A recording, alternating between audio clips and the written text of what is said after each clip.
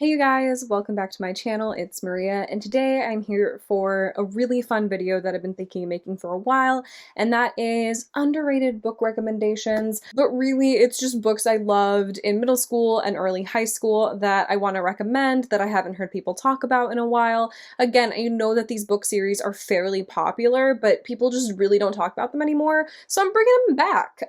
They're forgotten books. I think that's what this will be called. Forgotten books. Books you forgot about that are actually really good. Also, before we get started with this video, I just want to let you guys know that I do have a giveaway running on Twitter right now. I've linked to the Twitter post when I announced it, but if you are subscribed to this channel, you're almost halfway there in terms of being entered, so definitely go check that out and enter to win because I hope you win. Two winners will each win a book up to $20 from the book depository. And before I get started with this list, I do want to put out not really a disclaimer, but just an acknowledgement that a lot of these, if not, I think all of these, are written by white authors. When I was younger, middle school and high school, I really didn't make that much of an effort to read diversely. It wasn't something I really thought about, which in hindsight, that's not a cute look. Don't love that for me. I just didn't. Like, that's just the honest truth, which means that a lot of the books that I read up until I got to late high school and then college and now I definitely make more of an effort to read. It's really not that hard. I just buy all sorts of books that people recommend, and then I go to my shelves and there's like lots of options, but just at the time I didn't. I still really love the books I have here that I'm going to talk about today. I think they're still worth discussing and mentioning and reading, but I do want to acknowledge that this is not a very diverse list of books, and if you watch my videos now, you'll know that what I read is a lot less white than it used to be, but this list is pretty white. Just wanted to say that because I am aware I have evolved my reading tastes in the sense of reading more than just white women, but that's what this list is going to be today. Like I said, I still think these books are still worth mentioning and worth talking about, but they're definitely not a comprehensive list of all the underrated, underappreciated, middle grade to YA books that you should be reading. These are just books that I loved when I was younger and I want to talk about. The first book series I want to talk about is the Mother-Daughter Book Club by Heather Vogel Frederick. I loved this growing up. I have one book left to read that came out when I was at college, and I just haven't had the chance to read it yet, but I am so excited. It follows these four girls, and they're very different and come from different backgrounds and are just doing different things, and you would think they wouldn't be friends, but their mothers start a book club with them, and so the four of them read books with their moms, and then they all meet, the eight of them, and discuss, and they become really good friends, and they're like, I think it transitions from middle school to high school if I'm not mistaken, and it's so cute and so sweet, and there are always holiday parties where things happen, and it's so dramatic, and couldn't relate to it, like was not remotely my life, but I had a good time reading it, loved the drama, loved how unrealistic it was to my personal experience, and it was just a fun time, and I recommend it if you're looking for a, middle grade-ish, early YA contemporary type book series. It's really cute. And I really like it, and I definitely recommend it, and I don't see enough people talking about it. Also, Heather Vogel Frederick follows me on Twitter now, which made my childhood dreams come true. I love her so much. The next series. I cannot tell you, this is my top out of all of the books here, I'm pretty sure. This is my favorite series out of all of them, and that is the Gallagher Girl series by Ali Carter. It starts out with I Tell You I Love You But Then I'd Have to Kill You, and it goes on to a lot of other really fun titles, and I used to wait for these books to come out, then I would binge read them the day they came out. I was obsessed with these. They are so good.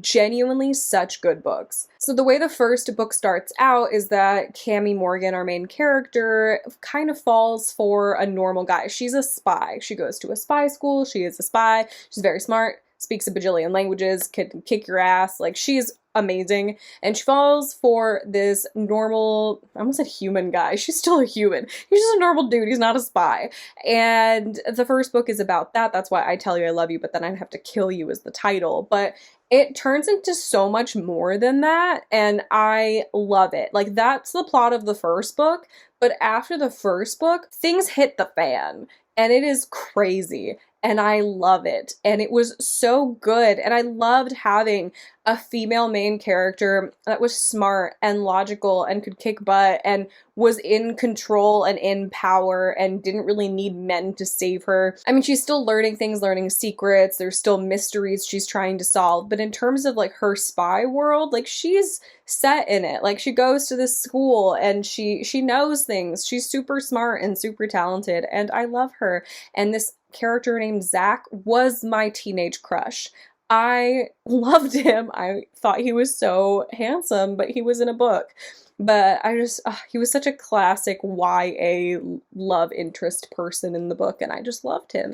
So I cannot rave about this series enough. It is so good. I mean, if there was one book that you take off this list that you're like, I will read this book, you read this book. You read the Gallagher Girl series because it's amazing. It's amazing. I want a TV show or a movie to be made off of it. I would love it. I would love it so much. It would be so good. I think a TV show would be really good. Just please read this if you haven't. It's amazing. Also read Heist Society by Ali Carter. I love Gallagher Girls a little bit more, but Heist Society has really fun heist vibes. If you're into Six of Crows, but you want a more contemporary version, it doesn't really have fantasy elements in there, definitely check out the Heist Society series by Ali Carter. It's so good. Next, we have two series by Rachel Hawkins, who is one of my favorite authors, and my favorite part about her being one of my favorite authors is that she has transitioned into writing more adult fiction. I feel like I grew up with her books, and then now she has grown with me, and it makes me so happy and so excited. She wrote like an adult retelling of Jane Eyre recently. She's coming out with something next year. I can't remember what the retelling is, but it's something. She's also coming out with a fantasy romance about witches, so I'm just so excited, but that's not the point. The two series that I have to recommend by her are first Hex Hall and the second is Rebel Belle. I was obsessed with Hex Hall so much. I loved Archer Cross. He was my book boyfriend when I was 13. I was obsessed with him. You know, it's the classic bad boy fantasy YA middle grade guy. I loved it. He was my favorite. I was obsessed. But it's about witches and like a witch boarding school, and it's so fun, and I cannot recommend it enough. Like I said, Rebel Belle is super fun because there were fantasy elements like set in our world, so it's kind of urban fantasy, but not really. I wouldn't really describe it as urban fantasy. It's just, we have this girl who is a perfectionist. Like she's the president. She's the valedictorian. She's just really killing it. And then it turns out she's a paladin for this boy named David, who's kind of a nerd, kind of a geek, kind of a loner. And it's about their journey because she becomes a badass and starts being able to kick people's butts. And it's so cool and so fun. The one thing I'll say is I didn't love how the series ended. I was a little disappointed, but loved the books. Again, the type of books where I'd wait for the next book to come out and then I would binge read it that night. I loved these books and I cannot recommend them enough. I keep saying that, but I really mean it. I just was obsessed with these. Next, we have Crisscross by Lynn Ray Perkins. This was the first book I feel that I read that was a YA, almost literary fiction-esque book. It's definitely, there's a lot of metaphors, there's a lot of weird setup, but it was very fun and very cool, and it stayed with me to this day. I still remember so much of it, and I really loved it. And I definitely recommend picking it up and checking it out. I can't explain what it's about. You just have to read it. You follow a bunch of different characters, and it's very interesting. Another series that I think more people should talk about is Airhead by Meg Cabot. Again, another rich white girl vibes, but it was addicting. It felt Gossip Girl-esque, so I recommend that if you liked Gossip Girl. It's a girl who, she falls and then her brain gets put in this like hot actress's body, and then she's just like living her life as like a hot lady. It's just a wild time. It's so weird and I loved it, and I really recommend it. Anything by Meg Cabot, honestly. There's the 1-800 Where Are You series, amazing. The Mediator series, amazing. So many Meg Cabot books are amazing. Meg Cabot is really an icon. But I just remember the Airhead series being really a journey. Next, we have The Winnie Years by Lauren Miracle, and these were just really good for me because I didn't know what the heck was happening. I was growing up in middle school and I was very confused, and we've talked about this, but you know, being first gen, I didn't know anything that was happening. I felt very lost and very, you know, like I didn't fit in, and I was very confused, and I feel like I learned a lot of things from these books. So I used to read each one when I was that age. So like I read 10 when I was 10, I read 11 when I was 11, I read 12 when I was 12, I read 13 when I was 13, and I read 13 plus 1 when I was 14. And I definitely recommend them. I felt like they weren't relatable for me in the sense that like my life was not like that, but it helped me feel less alone and feeling alone. So, and also there were things about like pads and tampons and makeup and everything that I think was really helpful at the time and gave me some advice, which was cool because I'm an only child, so I felt like I kind of had an older sister teaching me something. Next, we have a series that I recommend, but cautiously, and that is The Clique by Lisey Harrison. These books are a lot.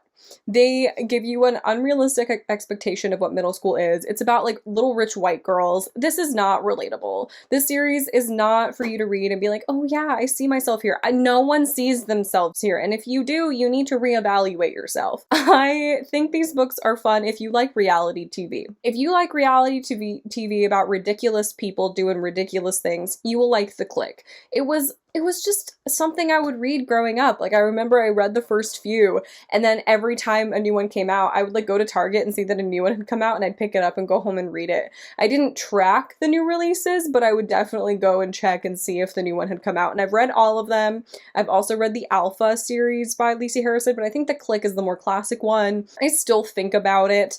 There are little things that happen in that series that really make me think and reevaluate and just go, why did I read those? But also, I love them. They were addicting. It's like reality TV. They're good for reality TV books. It is a bunch of mean girls who are rich and white and confused and doing horrible things to each other, and it's very entertaining. Next, we have Emily Windsnap by Liz Kessler. It's The Tales of Emily Windsnap. It's about a girl who finds out she's a mermaid and goes on adventures, and that's about all I'll say. And it's so fun, and I thought I was a mermaid. It made me think that I was a mermaid, and I used to go check. I would go try to see if I was a mermaid. I was wrong. I'm not a mermaid, but I wish I was, and this book series really made me wish I was.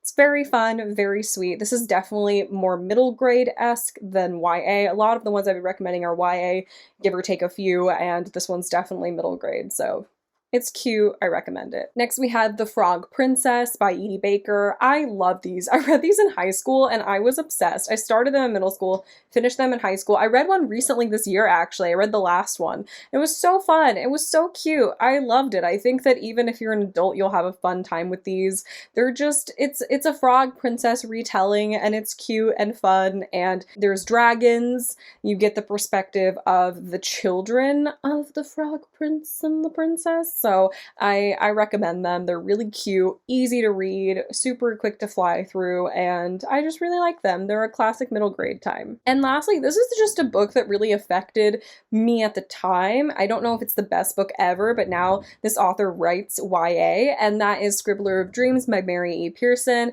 There used to be these sections because the main character, it's like a Romeo and Juliet retelling, but there were sections where the main character, the female main character, would write little vignettes, just little like, oh, the grass is blowing, and it was really artsy, and it kind of inspired me to write more at the time and definitely influenced my writing style at the time. And I can't say out of all of these it's the best book ever, but it really impacted me at the time, and I thought it was really sweet and I really loved it. So I figured I'd include it in this list in honor of little Maria, 11-year-old Maria, really loving this book. So those are all of the forgotten books I have to talk about today. Please read some of these, especially anything by Allie Carter, Rachel Hawkins. I love those authors so much. I cannot recommend them enough, like I've said. Let me know what forgotten books you think people should talk more about. Leave that down below in the comments. Let me know if you've read any of these and if you love them as much as I do. As always, my links are down below, like my Instagram, my Facebook page, my Twitter, and all that fun stuff. And I will see you guys in my next video. Bye.